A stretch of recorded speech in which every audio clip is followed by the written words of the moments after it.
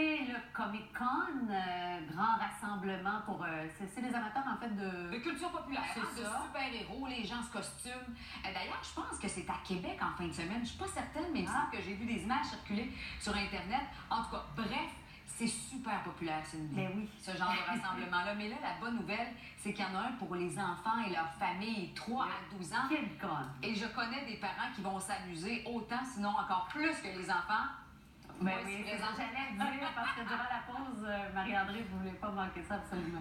Hey, Gabrielle Granger est avec nous pour parler justement de cet événement-là. C'est relativement jeune, c'est la 2e année au Stade Uniprix. Et qu'est-ce qu'il va y avoir pour les gens qui ne connaissent pas l'événement? Comment on peut le définir? En fait, c'est vraiment un événement pour les enfants et pour leur famille. Donc, les parents peuvent aussi participer à toutes les activités. On a des choses pour les enfants de tous les âges. Fait qu'on a des personnages qui vont être là. On a Pat Patrouille. Oh boy! Déjà, là, je pense qu'il y en a là, des parents, même dans nos oreilles, les parents, les parents vont vouloir amener leurs enfants là pour rencontrer les personnages. Exactement. Puis pour les parents un peu nostalgiques, on va aussi avoir Sesame Street qui va être là. Fait qu'on va avoir Elmo, Cookie Monster et Abby qui vont être sur place. On a aussi beaucoup de spectacles pour tous les âges. On a le spectacle du 25e anniversaire de Caillou. On a Thomas le Petit Train aussi qui va être là. Pour les plus vieux, on a des activités un peu plus sportives. On a du skateboard, on a des jeux vidéo. Dans les jeux vidéo, on a aussi de la réalité virtuelle. Donc, c'est vraiment la nouvelle chose à essayer. Vous pouvez aussi créer vos propres bijoux. On a vraiment toutes sortes d'activités pour les enfants. C'est pour 3 à 12 ans et aux familles.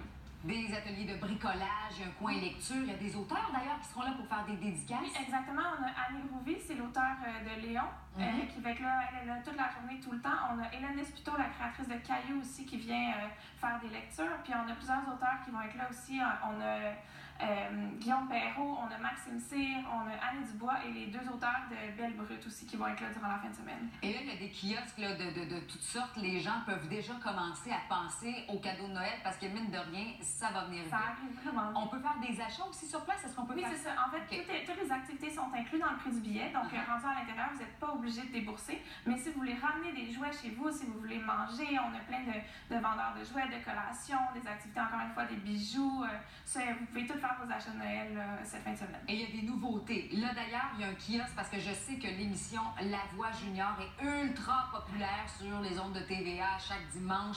Et le lundi, les émissions de coulisses, c'est toujours un rendez-vous télévisuel ultra populaire. Il y a un kiosque d'ailleurs. Oui, exactement. En plus, si vous passez à leur kiosque, vous allez pouvoir prendre des photos puis vous pouvez gagner des billets pour les spectacles de La Voix Junior, en spectacle à Montréal et à Québec. Puis on a plusieurs autres kiosques. On a Disney qui sont sur place aussi. Wow.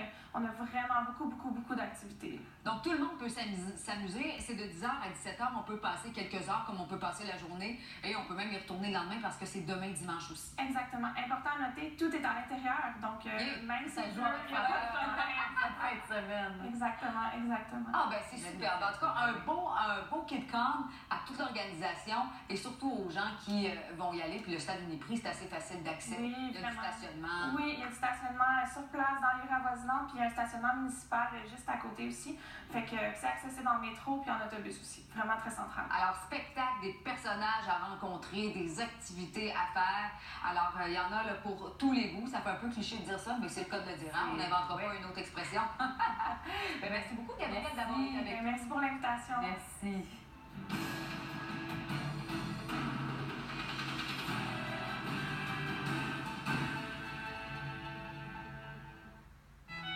Succombez au charme historique du Théâtre Rialto, installé en plein cœur de Montréal. Découvrez nos 5 différentes salles pouvant répondre à vos besoins pour tout type d'événements, qu'ils soient gala, événements corporatifs,